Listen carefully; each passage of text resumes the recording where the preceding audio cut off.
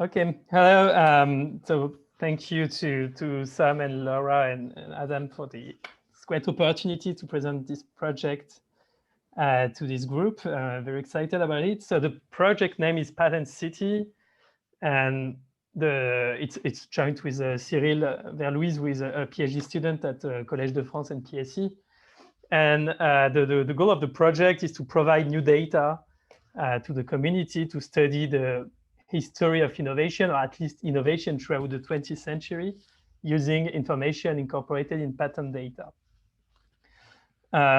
So I don't really think I need to emphasize the motivation too much to this audience, but usually I would say that looking at the history of innovation is useful at least for three reasons. Innovation has been shown to be an important driver of long-term growth, especially for frontier economies. And looking at geography of innovation through history is also important because we know that the location of innovation is not completely random and uniform and is linked to various socioeconomic characteristics. And we know this especially for the US. And we also know that in the long run, innovation is correlated with, spillovers to other parts of the economy and to other characteristics like life expectancy and others. So there's many reasons why scholars have been interested in studying innovation in the long run, both qualitatively and quantitatively. And they usually, a lot of the time they do it with patent data. Why is that? Is because patents represent a very rich source of information, especially if you want to look at the location or the diffusion and even the content and the nature of innovation. And we all, we are aware that patent data are imperfect information. They only contain, they only represent part of the innovation, but they do contain a lot of information, and they've been collected consistently since the 19th century in some countries and even before in specific cases. So it's great. Basically, we have this administrative source of information to study innovation in the long run. But the problem is that the collection, digitization, exploitation of large corpus of unstructured text, because this is what a patent looks like. It's a text document with some images, is not straightforward. And most existing studies have been working with patent publication from the USPTO, the US Patent Office. And for those patents, the PDF and the text have been made readily available. And some existing work, very interesting and existing work, have managed to extract information from USPTO data to try to better understand the dynamic of innovation since the beginning of the 19th century, based on what is on USPTO data. Other than that, it's very difficult to look at patents in other patent office or to alternative corpus. If you take the standard source of data for patent, which is PatStat or claims database, they have very low coverage before 1980. And there have some scholars that have been looking on sample of patents based on, for example, in a specific technology or in a specific time period, which is quite restricted in some cases, which gives some idea about what happened outside the USPTO. But basically, to our understanding, to our knowledge, our understanding of historical and long-term innovation is largely biased toward the US. And that's not necessarily a problem, but if you want to think about the interaction between geography and innovation and the role of migration, you might think that what happened in the US is not necessarily representative of what have happened in the rest of the world. So this is why we wanted to contribute. So this project called PatentCity, the goal is to, our contribution is to build on recent natural language processing methods to extend the existing historical data set to other patent office.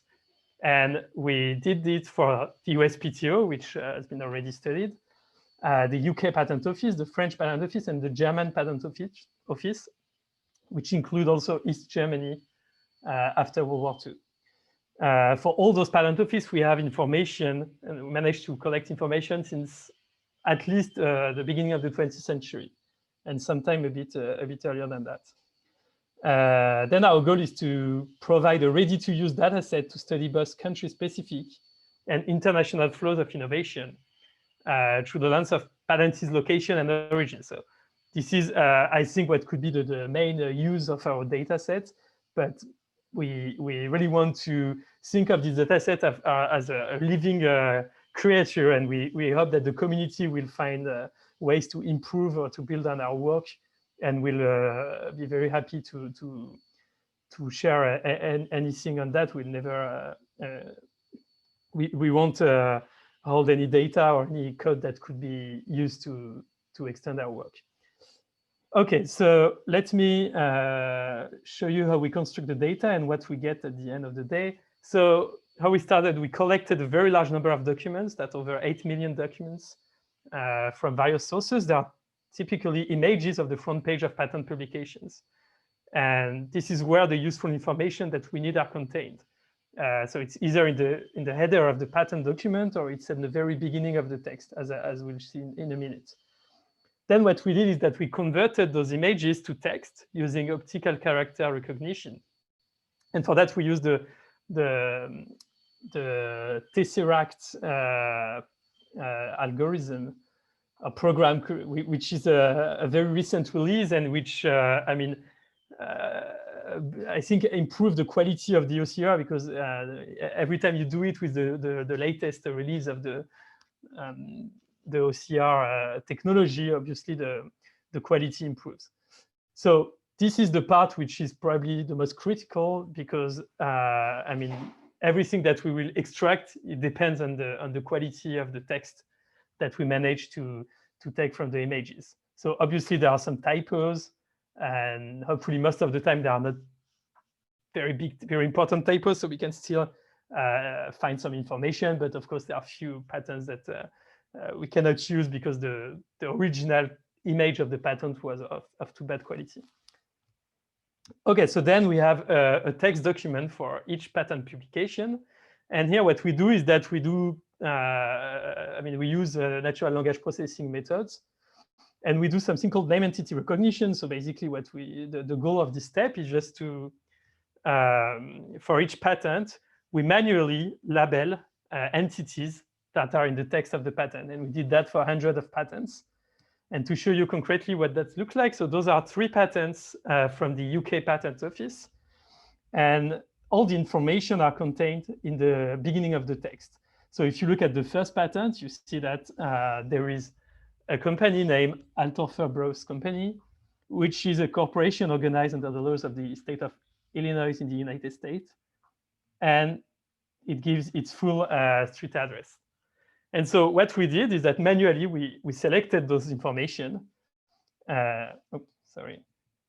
We selected those information, and we specified the type of information that was incorporated in the text. So here, for example, we extracted an organization, an origin for the legal origin of the organization, and the location. And we did it for a lot of patents. So there are different entities that we extract. For example, in the next patent, we also have the name of the inventors.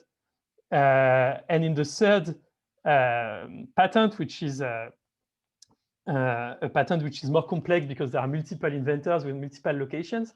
And you also see that in the UK patent publication, in some cases, the inventors specify their occupation, which is also something that we extract.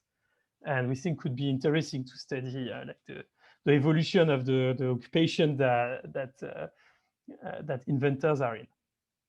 Okay, so this is the step where we extract the entity from the patent text. So of course, this is not very easy. And I mean, there are some cases, especially for the US, where the text is somehow structured, and or for France as well. So it's a bit easier to use like a regular expression to extract the relevant information. But especially in the case of the UK, it's completely impossible, or it will be very difficult to think of rules to extract the information, especially if you look at the example that is on the right-hand side of my screen. There are multiple inventors. They specify their nationality, but one of them specify his former address, which we don't want to extract. We only want his new address. And this is something that the algorithm that we train from hundreds of manually inputted data is able to understand. Okay, so then the next step that we are still working on is to look at relationship prediction. So what we want is that once we have extracted all those entities, we want to link them. We want to be able to say that this inventor is linked to this address and to this nationality, which in the case of single inventors patents is of course straightforward, but in the case of multiple inventors, of course, is something that that could be very useful. And I mean, having discussed with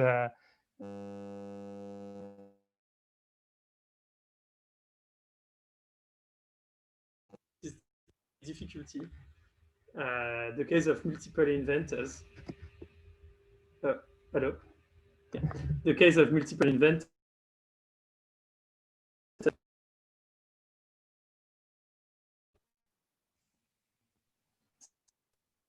Your sound is going in and out, Antonin. Is it better now? Yes. Great. Okay, so if you think of like this kind of sentence, which is quite common in patent data, especially for the UK, you have someone A and B, they're both from Paris, France, and C is from Lyon, of the same country, and you want to be able to match C to Lyon and A, B to Paris. So this is something that you can do through relationship predictions. Okay, and then the next step and the last step is geocoding. So basically, we take our location information, which are like a span of natural languages, and we automatically geocode them using an API from here, which is a geocoding application. But I should update it and say that we also use Google Map to geocode the information. Okay, so then the result is the following. So we have for each of those 4 patent offices, we cover different periods. So for the UK, for example, we cover the period 1893-2013. And this is the information that we extract. So for example, for the UK, we have the inventor, the assignee, citizenship, location, and occupation. For France, we only have the inventor, assignee, location. And we stop in 1980. And after 1980, we use the work of de Haas and Fosse and co-authors who already geocoded all the patent publications that were filed after 1980. So we just append their results to ours. And at the end, we have a database that covers most of the 20th century, I mean, all the 20th century, and goes to 2013. Okay, so to show you examples of what we have in the data set. So this is a UK patent. We've already seen a lot of them.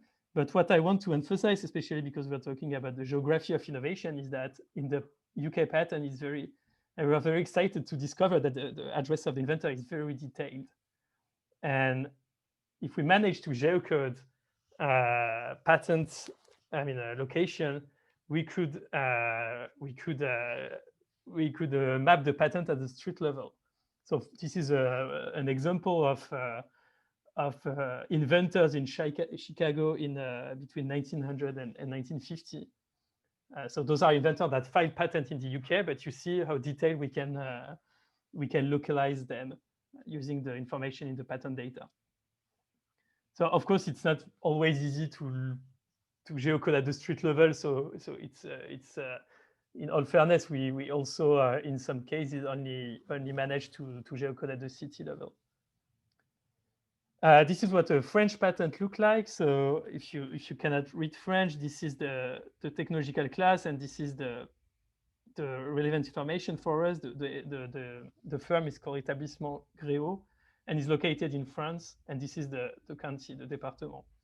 And so for French patent, we only have, I mean, they are disaggregated location, but that's only at the département level. So it's kind of a county. And if you look at the map in the right-hand side of the screen, this is, I mean, the kind of granularity that we can find in terms of geographical information. So we cannot locate the inventors at the street level. It's not as precise as for patent in the UK, but we can still probably have interesting information There are 100 departments in France, so we have 100 points we have 100 possibility. And for patents that are filed outside France, this is located only at the country level. So for France, it's arguably the country where, France Patent Office, the country where we have the most aggregated information, geographical information. And finally, for German patents, so this is the name of the inventors, and this is the city. So German patents are located at the city level. And so I mean, it's very complicated to geocode because of a lot of change in city's name, but basically we can provide this kind of granularity where we have the location of inventors at the street level. Okay, and sorry, I forgot, but of course there is the USPTO. So this is something maybe you're more used to see. And for the USPTO, the location is also at the city level. We can locate the inventor at the city level, but it's here I show what happened when you look at a patent file at the end of the 19th century that are aggregated at the county level. And of course, this is also quite an interesting granularity, but it was already available in other datasets. Okay, so this is a presentation where I really wanted to emphasize the content of our datasets. Obviously, there are some facts that we can derive from it, but I mean, I'm very happy to discuss potential other facts that could be interesting to look at with this data. So we were simply thinking at looking at the using UK patent at the the evolution of the location of patents given how precise we can geocode them. And I mean, there is a patent that is quite well known, is that if you look at the evolution of the concentration of innovation using UK patent and looking especially in England and I mean in Great Britain, you see that there is an increasing visually you have this intuition that there is an increasing concentration of innovation, especially around London throughout the 20th century. So this is using post-World War II data until 1980. You can look at it also in German data. So I mean, you can also look at German data and ask, for example, what is the prevalence of different country of residence of inventors for German patents. So this is how those different share evolves in time. And you see that after World War II, and this is a pattern that we do see in all patent office, the share of national at least residents in a country patent office decreases quite substantially. It's even more dramatic if you consider the UK patent office, and the share of US inventors increases a lot. You can do the same exercise looking at cities, and here again you see that there is a big change happening in the German patent office after World War II, where the relative importance of Berlin compared to other cities have been declining quite substantially after the war. And you can do the same for England, but I guess you got the idea. So those are just aggregated results of from the patents in our data sets. Something that I think could be also interesting is using mostly UK patents. We can look at the occupation detail of inventors, and it's possible to I mean, it can be used to think of this idea that innovation is getting increasingly difficult and increasingly made by specialists that are PhD engineers and less workmen and other type of occupation that are more low skilled. If you look just anecdotically at patents from the beginning of the 20th century, you do see quite a lot of patents where the occupation are quite surprising. At least from what I expected, you have like painters, plumbers, clerks, a lot of a big variety of occupation, which I suspect is no longer true if you look at if you could look at the occupation of inventors in the most recent patents. So for example, here what we plot is the share of patent with at least one declared engineer in the patent document. So there are a lot of patents where there is no occupation that are declared at all, and unfortunately, after 1920, it seems that the reporting behavior changed, and inventors stopped to declare their occupation. But at least from the end of the 19th century until 1920, there is this increasing trend in the share of patents with at least one engineer as an inventor. We could do the same for, we haven't done it yet, but it's something we could do for the German patent office. We don't have exactly the occupation, but we do have the title, the academic title in case where the inventor is a PhD, a doctor, an engineer, and so on. So it's also something that we can do for German patent office. Antonin, you need to be wrapping up. Yeah, that's great because I'm done. Okay. This was just showing the country of origin of patentees in the UK. It's just maybe 1 second on that.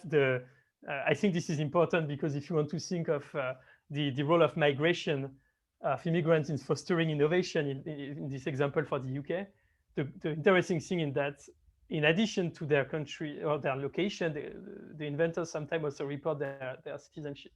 So that could be used to look at foreign inventor living in the UK and filing patents in the UK. Okay, so I'm wrapping up. So as I presented, PatentCity is a project which is providing the community with a database of localized patents from patent office outside the USPTO. We also include the USPTO, but I mean, the main novelty is to include French, German, and UK patent office.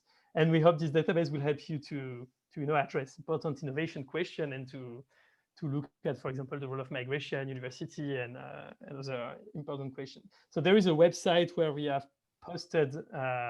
This is the website patencity.xyz. We will be posting information as they go. So right now the dataset is not available, but it should be in the coming weeks. There is a newsletter you can subscribe, and we also send the information to the group if it's possible when the dataset will be released. So thank you, and I'm looking forward to discussing all that.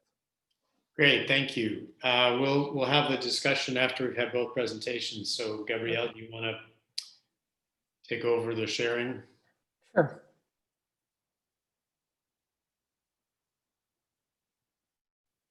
Okay, can you see my slide?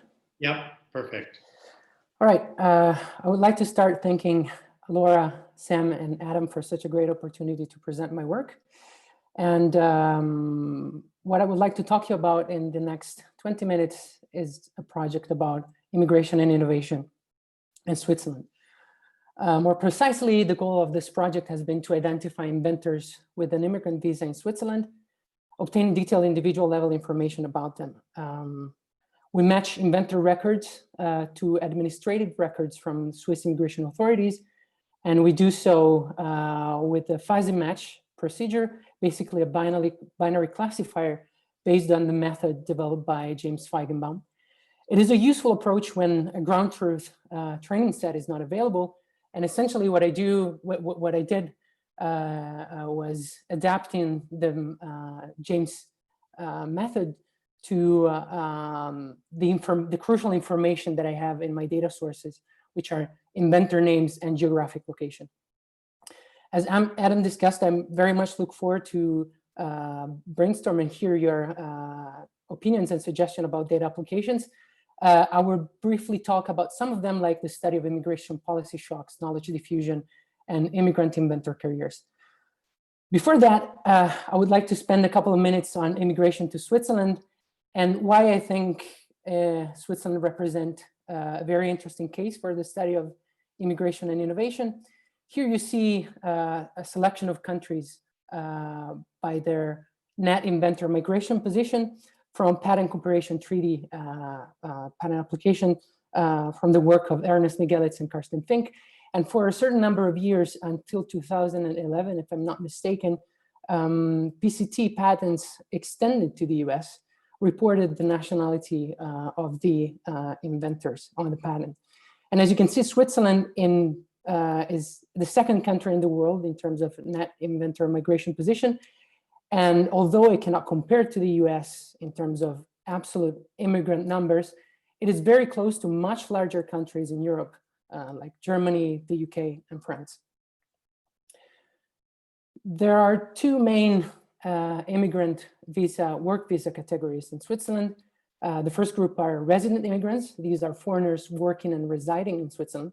There are three visa types for these immigrants. B, which is the most diffuse immigrant visa, which lasts for 5 years. C, which is obtained by permanent residence. It is rarely obtained at entry and usually after 10 years of uninterrupted stay in the country, and DL, which lasts for 1 year. There's another category of immigrant workers, and these are cross-border workers. They're foreigners working in Switzerland and residing in one of its neighboring regions in Austria, France, Germany, or Italy. They commute to Switzerland to work daily or weekly. Their visa is called G, and it lasts for 5 years. Lastly, one important thing to note is that there are different regimes for EU nationals and immigrants from other parts of the world, since European citizens experience basically no restrictions to immigration to Switzerland due to the free movement principle, which was introduced around 20 years ago. Okay, the data sources of this project on the patent side, I used data from PatStat, EPO patent applications with disambiguated inventors, and I selected candidates for the match using address information. I selected obviously inventors with an address in Switzerland for around 78,000 inventors, and also not to miss any potential cross-border inventors. I also selected inventors with an address in one of Switzerland's neighboring countries, adjacent regions, but with an applicant with an address in Switzerland. I wanted to make sure that these inventors were connected in some way or other to the Swiss labor market. On the immigrant data side, I used the Swiss Central Migration Information System. This is the full census of immigrants in Switzerland that covers the entire population of immigrants in the country since 2002. And the database is effectively a mirror of the system used by Swiss authorities to issue and monitor immigrant visas. In the database that I was given access to, individuals are observed yearly, and it contains around 5 million individuals. Besides the name, obviously, relevant information includes gender, nationality, birth year and location, year of entry in Switzerland, immigrant visa type, parents' nationality, job type, and some other information disclosed by the employer which sponsored the visa application. Okay, for the matching procedure, the first step involved preparing the data. I parsed name strings in both data sources, obtaining first, last, and middle names, and I removed every accent or other special character. Secondly, I harmonized geographic information, and this concerned mostly inventor data. I obtained basically from this address string of each inventor separate municipality, district, canton, or state information using the Google Maps Geocoding API. The immigration data comes already with this information nicely coded. The second step was creating the sample of candidate matches. I started with some blocking condition to avoid a full Cartesian product of the two data sources, which would have been quite expensive computationally. I required every potential match record to have the same name initials, being in the same canton or state, having filed a patent, one in Switzerland, obviously, and the inventor immigrant should have between 18 and 75 years old at the time of invention. I then computed a Yarrow-Winkler string similarity score for each first name and last name combination. And I kept only the candidates where both the name to name, first name to first name, and last name to last name scores were greater or equal to 0.8, with one being perfect similarity, obtaining around 900,000 candidate matches. The next step involved training the algorithm. I constructed a training set from the sample of candidate matches. Remember, I didn't have available a perfect ground truth training set. So I extracted 6,000 records stratifying the extraction of nationality, age, canton, or state of residence. And I manually checked each record, assigning an indicator equal to 1 for the matches that I believe were true matches. I then used a probit classifier with predictors based on name similarity, location, and age information. Age information from the immigration data interacted with priority years information from the inventor data site. I then obtained a match score for each record, which is basically the predicted probability from the probit that I ran. This match score is the main parameter that I used to define the optimal match lower bound to obtain the final match data set. And I basically, with this match score, I want to maximize two important metrics usually used in these circumstances, which are precision and recall. Here you can see the performance of in-sample performance of the algorithm in the figure below. And basically, I want to choose a score which is in the upper right corner of the plot. And I ran a grid search over all the potential lower bounds, match score. And I also test whether putting a weight on recall or precision would give me different scores. Here I select the optimal score without any weight. And as you can see, the in-sample performance, precision, and recall are around both 88%. With that in mind, I obtained the match score for the full sample of candidate matches, the 900,000, and I keep only records with a match score above the optimal lower bound, around 16,000 records. I correct ambiguous one-to-many, many-to-one, or many-to-many matches. They're around 14% of cases, and they stem on the patent side from recall issues in the disambiguation algorithm. In general, I keep the records with the highest match score. And the final sample of matched records includes 13,617 immigrant inventors matched. Lastly, I checked the out-of-sample performance using a validation set that I created, also extracting records from the set of candidate matches. This is a much more hand-checked, if you will, set, because I looked online extensively for CVs to establish immigrant status and nationality, also using PatentCity information about it. And I obtained a precision score of 93% and a recall score of 71%. Okay, for a descriptive overview of the data, the first thing I was interested in was the nationalities of these inventors. On the left-hand side of the slide, you can see the top 10 nationalities of immigrant inventors compared on the right-hand side with all immigrants in Switzerland. And as you can see, Germans are disproportionately represented among immigrant inventors, followed at some distance by French and Italians. The rest of the main nationalities is some kind of a different mix for inventors. They include more Northern Europeans, whereas immigrants in general include more Southern and Eastern Europeans. In terms of the visa type of the inventors, the main visa for immigrant inventors is the B, so the typical 5-year validity entry for resident immigrants, whereas for general immigrants in Switzerland is the C, and this is due to second-generation immigrants because in Switzerland there is no nationality obtained at birth. It is interesting to note also how around 25% of immigrant inventors are cross-border commuters. So those immigrants who live in Italy, France, Germany, or Austria and commute daily or weekly to the country. In terms of gender, female and male are roughly equally represented among all immigrants, whereas among immigrant inventors, only 1 out of 10 immigrant inventors is a woman.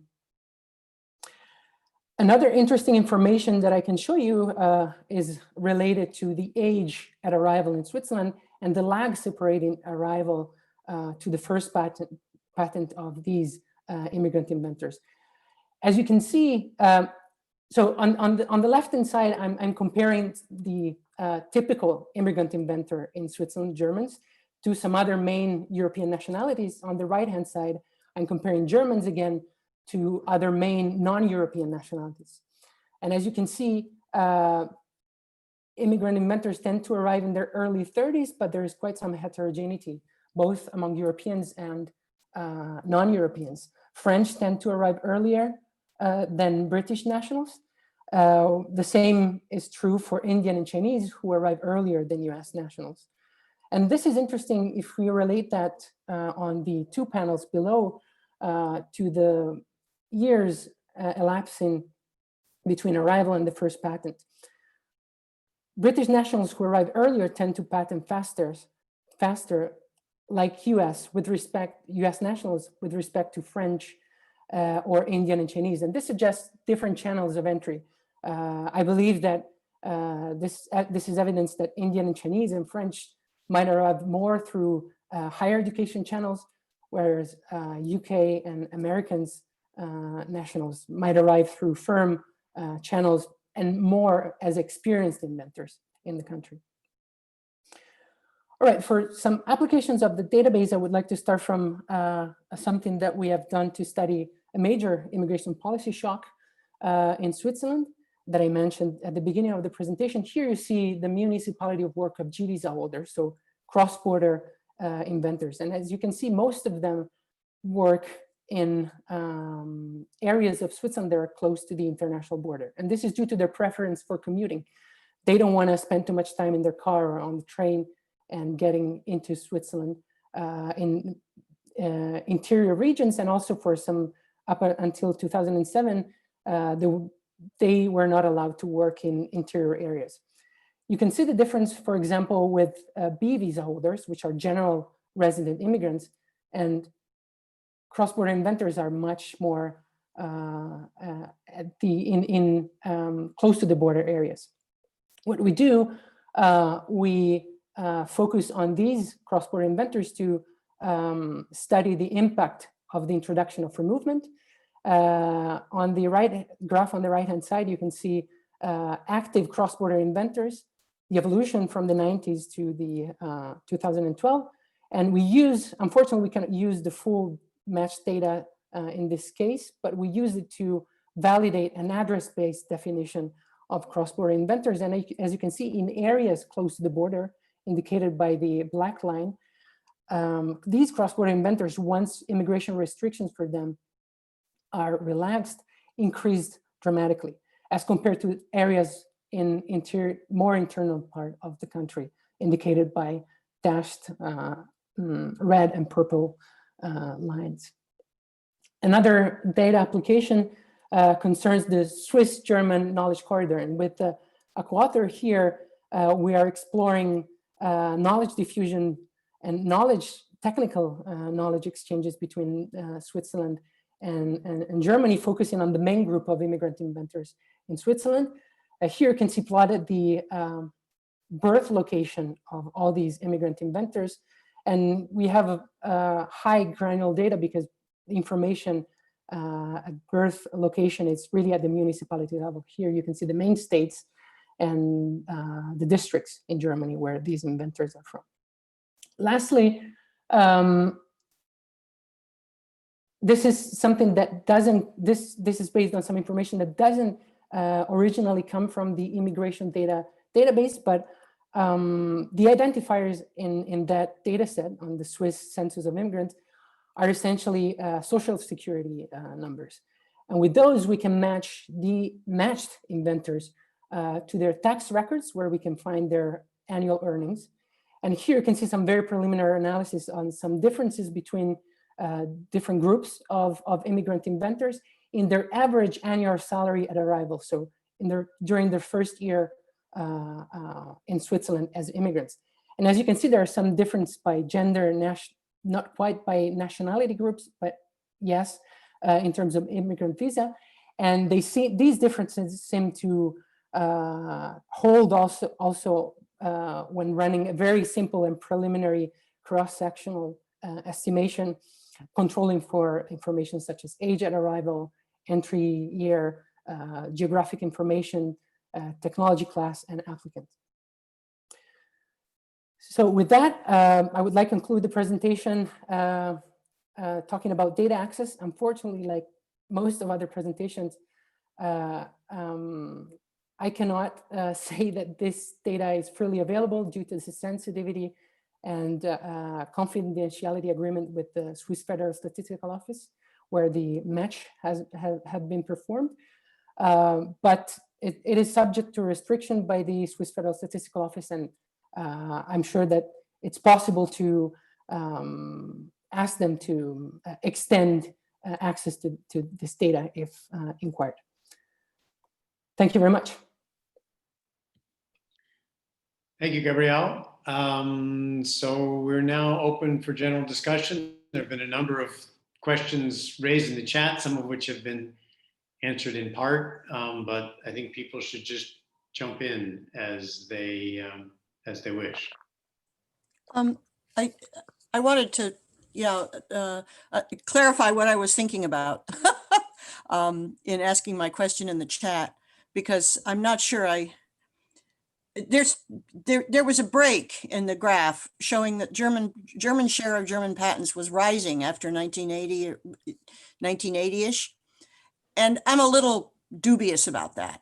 And there are two possible explanations. One is that the introduction of the EPO changed the pattern of if the data only came from German patents, it would depend on the validation behavior of the applicants at the EPO, because a lot of the patenting switched to the EPO. And that validation behavior may, there may be problems with that data. The second possibility is that the splicing with de Rassenfoss et al.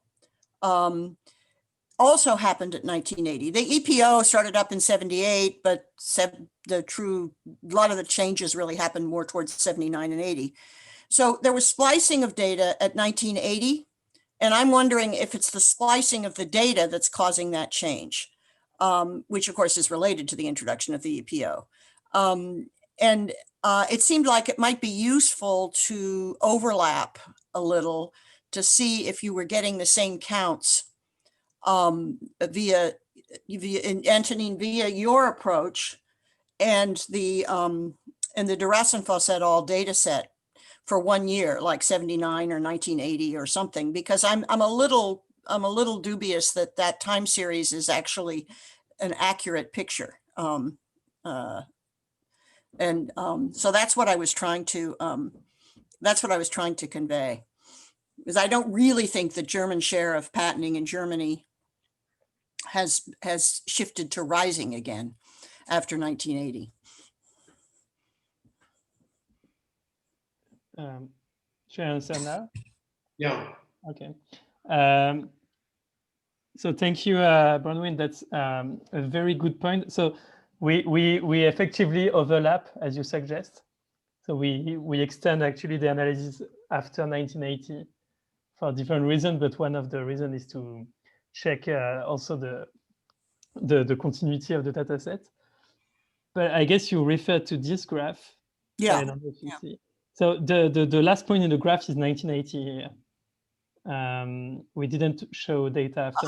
Okay, I misread. Yeah, but you're right though that I think the share increase still. No, I misread the graph because I didn't look at the 1940. You see, I just assumed that it was 1960, 1980, 2000 because I assumed you were ending in 2000. No, but your point is well taken anyway, because we're still unsure how to deal with the EPO, and I guess we need to be careful that a German inventor could file in the EPO and the publication could be in another patent office, and we could miss this patent. Well, actually now go back to the whole EPO question, because we got one answer up here, which I just didn't understand at all. Yeah, it's true that the German patent, after first of all, validation information itself is very hard to access.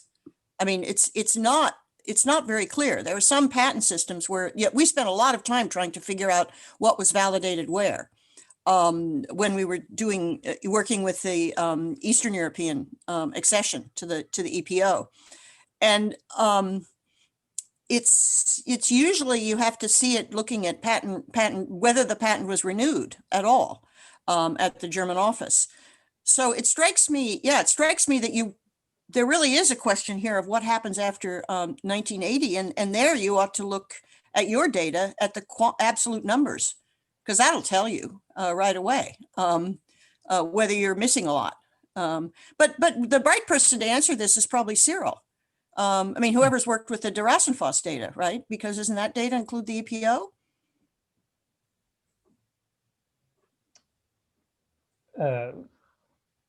I don't know if you want to answer directly, but yes, I think they do. Yeah, so it should be okay in principle. Yeah. On the other hand, that might mean there was double counting. Yeah, no, that's for sure. Because, that's also, because an EPO patent becomes a national patent if it's validated in the country. So then there's an issue of, do you have the German patent and the EPO patent, which are the same? Yeah, no, but that's also why it's convenient for us to stop in 1980 also for this. But I think in the paper by Gaetan, they mostly look at priority filing to avoid this double counting. I think, but I might be wrong. Ah, yes, that would make sense. Yeah. Okay. Okay. Well, anyway, sorry I misread the graph. No, it was very useful. It's too early in the morning for me.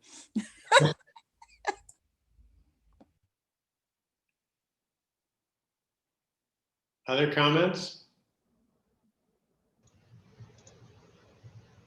Adam, I have a question for Antonin, if I may. Please. Antonin, really impressive, great work. As somebody who also tried to build a geographic footprint of inventions, specifically in the US, and I'll talk about this at the end of this series. Something I struggled a little bit, and talking to other people who've done this work, there is no clear answer, specifically about changing geographic boundaries or changes of city names. It seems like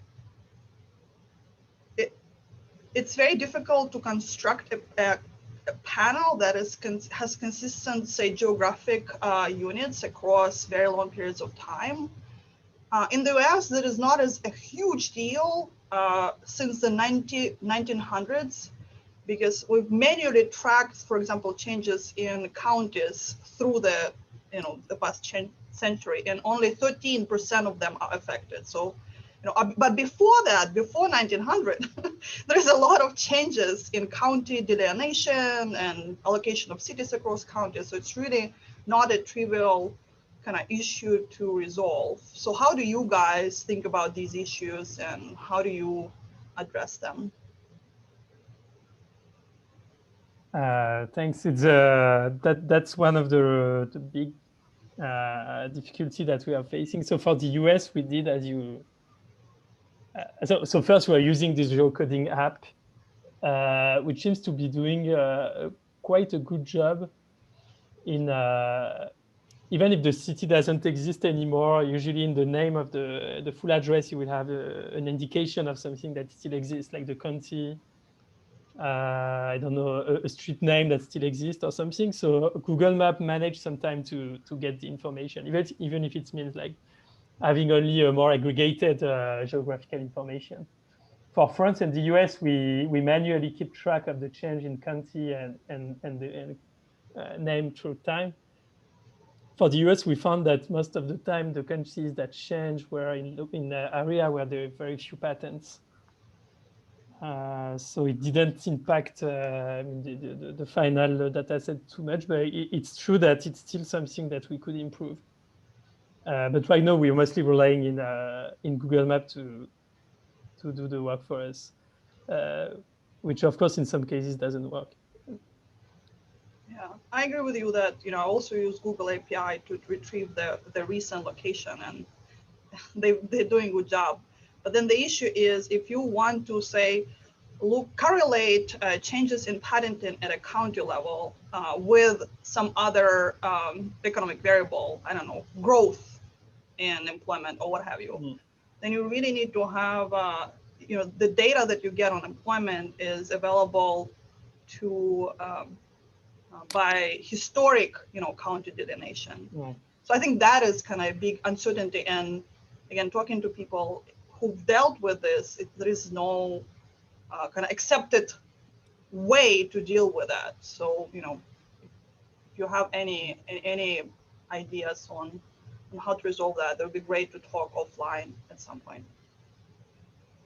So someone had said something in the chat, but I don't have a clear answer to give you. I guess what I would do is to aggregate the data to a larger level to deal with change in boundaries that are not consistent with other data. But I mean, this is something that I will have to rely on the name of the geographical entity that is written in the publication. So we don't have any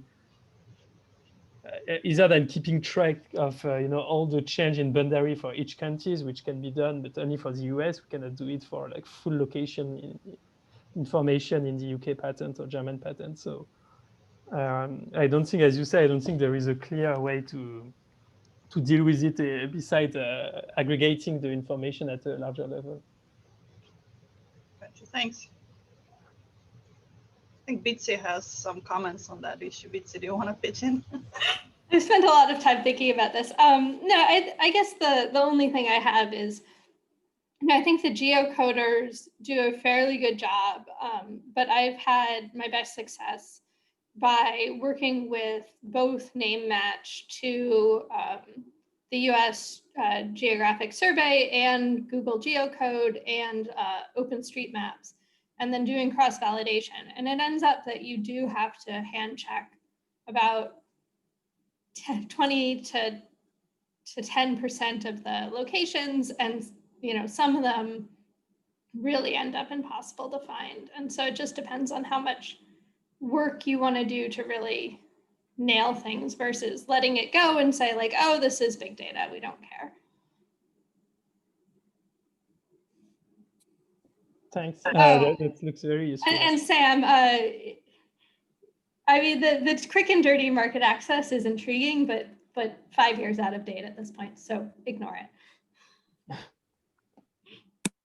Okay.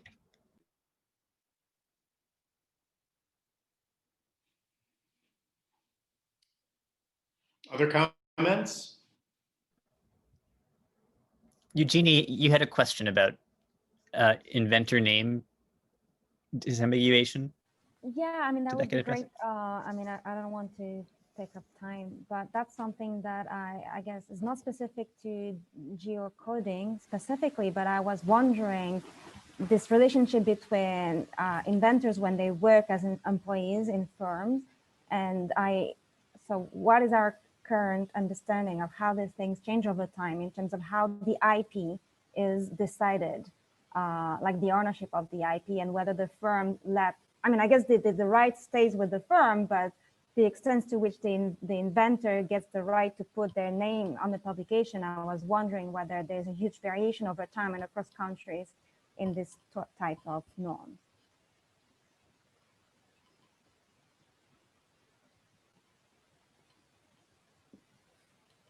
Yeah, I think Tanya answered in the chat, and she probably knows much better than I do. And I agree with her that I don't think there is but I mean, I'll let you answer. I don't think there is, I mean, the law change in time. And what I just wanted to emphasize that for us, there is this remaining challenge that we need to understand how the reporting behavior change in time, not only for inventors, but also for the other entities that we extract, especially if we want to understand, the evolution or the trends in the share of, I don't know, migrants, inventors, or things like that. We need to make sure that the laws didn't change the way people reported their nationality or their occupation. And I mean, that's a big work that we still need to do.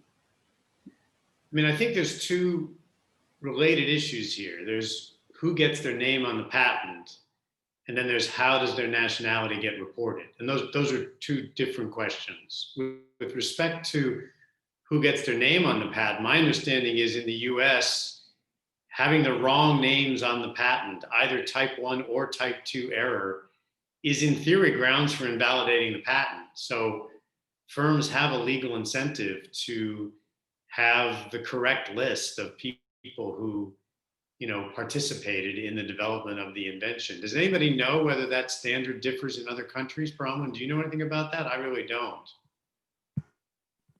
No, my guess is it's just a guess. My guess is that's currently true.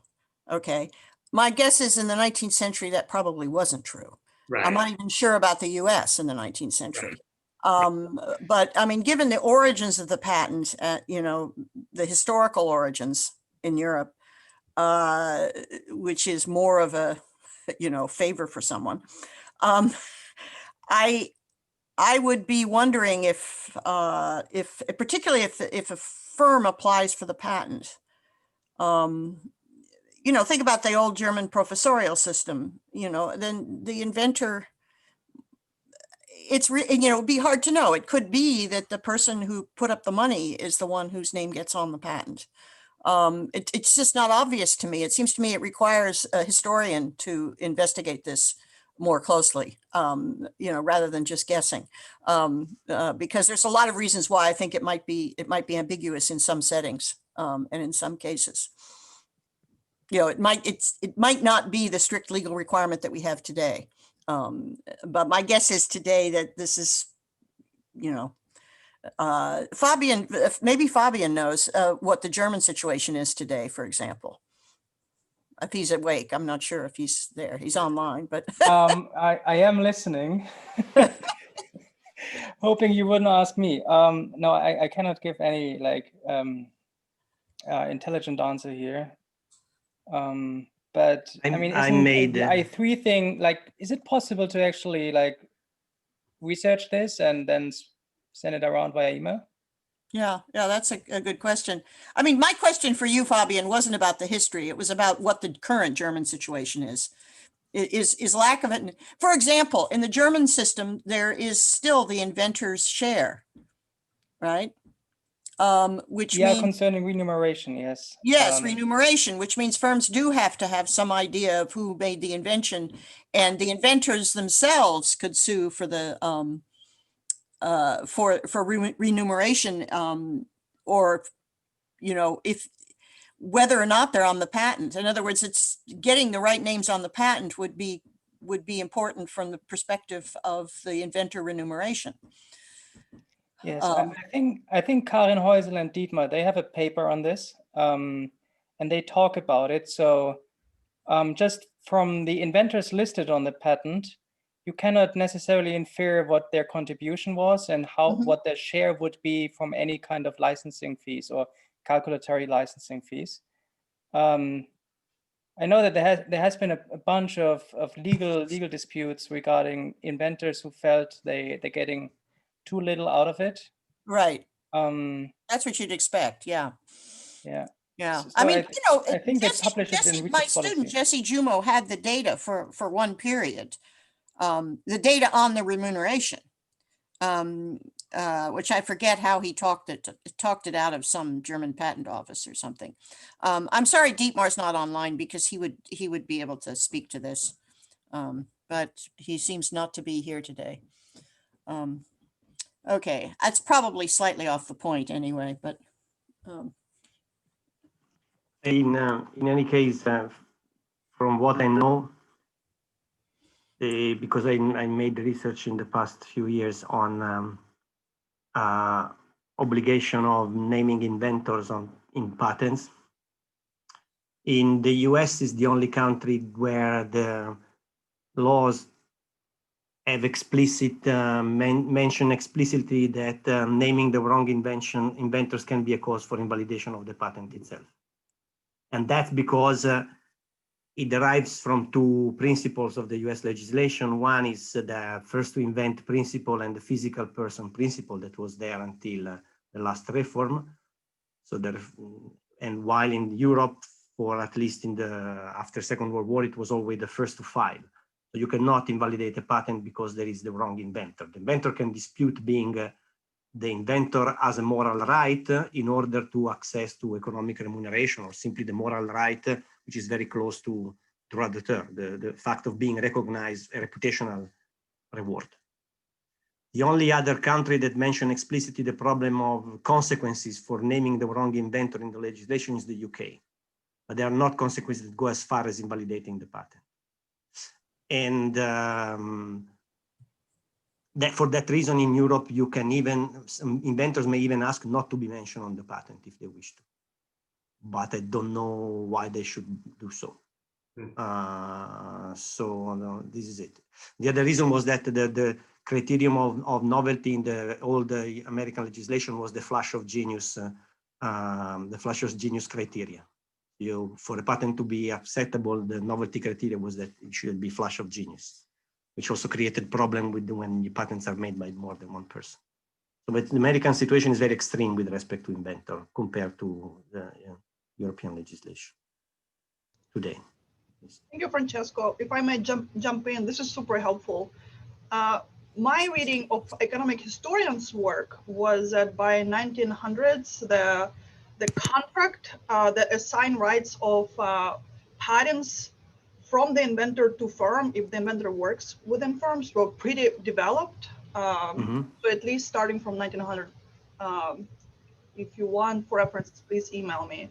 Noam Lamoureux, one of my most favorite economic historians, have done a lot of wonderful work on this. Now, before that, we do have some anecdotes of famous people like, Thomas Edison, putting his name on inventions where that he didn't invent. And we know that Westinghouse's founder, I'm blanking on his name, like he was more fair. So there were some anecdotes, but that was before the 1900. But what you're saying is very helpful. One thing is enforcement is another thing. If you look at the number of patents that list Steve Jobs as an inventor, it scratches credibility about the fact that he contributed substantially to conception and transformation into practice and reduction to practice. Okay, so you see the name everywhere on all types of patents. We have done research in the past on patent publication pairs and found that in many cases younger and female inventors that appear on a twin patent, on a twin publication, do not appear on the patent. So even when the team is American. So, and I can't say how strict is the enforcement. But this is for patents, okay, a recent patent, 30 years, 40 years. So it's really helpful. That's a really helpful discussion on this. I think the Thomas Edison model is the model I was thinking of for the 19th century. That some of that has probably goes on. But I'm amazed to learn that Jobs, I mean, that's, if he was not a contributing inventor, that's a very risky undertaking. Don't take me to jail. I'll just speculate. Yeah. No, but I mean, I'm simply saying that I see the name on patents that may be on electronic stuff, design stuff. It's everywhere. So that's it.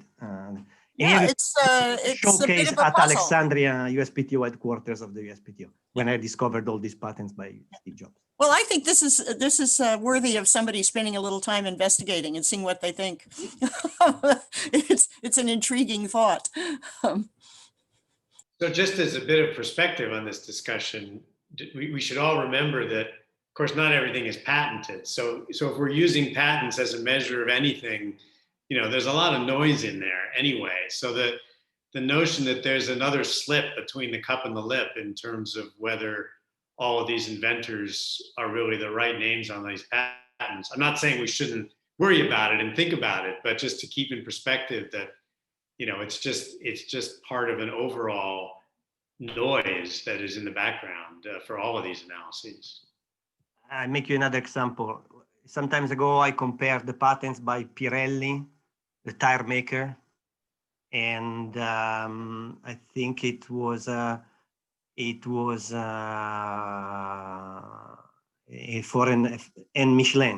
Michelin. I made a graph of centrality of the inventors, okay? So there were 3 people that were basically on all the Pirelli patents. While in the case of the French, there were no central node in the network of inventors, not a particularly visible central node. I think that's about listing practice of inventors on patents. I mean, the Italian ones, the head of the lab was on any patent, and maybe in Michelin that wasn't the case, because actually Europe leaves some degrees of freedom in that respect. So that's what I'm saying. Right. So the significance of these issues depends on what questions you're trying to ask. Yeah. Other issues or other comments or questions?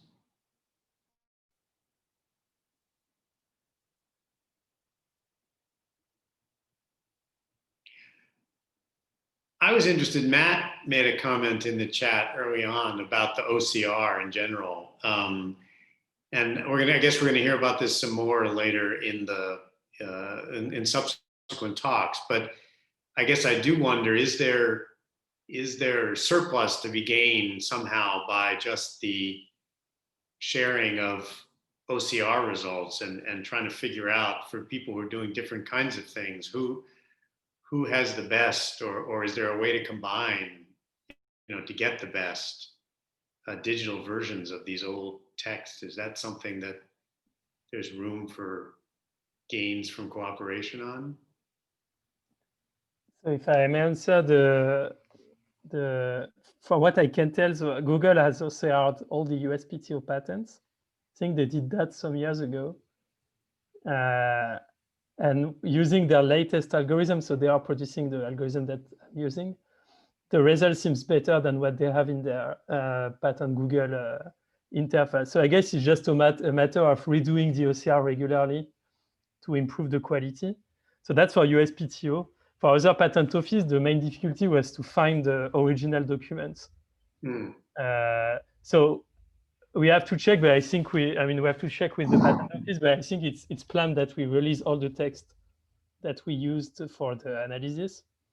So that will be, that could be used for any other type of work. And then it takes about maybe 1 or 2 months to redo all the OCR. So in any case, it's not very heavy to do it regularly and offer more recent text data. So how frequently does a new version of Tesseract come out? I don't know. I have no idea. I'd say once a year, maybe. Yeah, interesting. And the 2 months, is that 2 months literally of continuously running CPU time, or is that more? No, it's parallel, so I cannot say in total it's much longer. Yeah.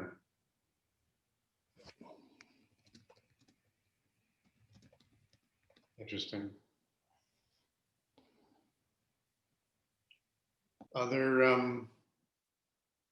We've got about 5 more minutes if people have other questions or comments.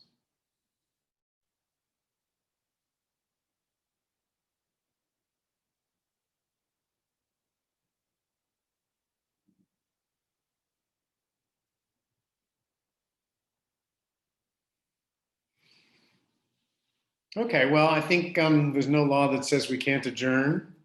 Our next week we have a couple of talks on people looking at gender of inventors, which I think will bring up some of these same issues about where the patents come from and how you analyze the text, but from a slightly different perspective. So thanks for joining, and hope to see you all next week.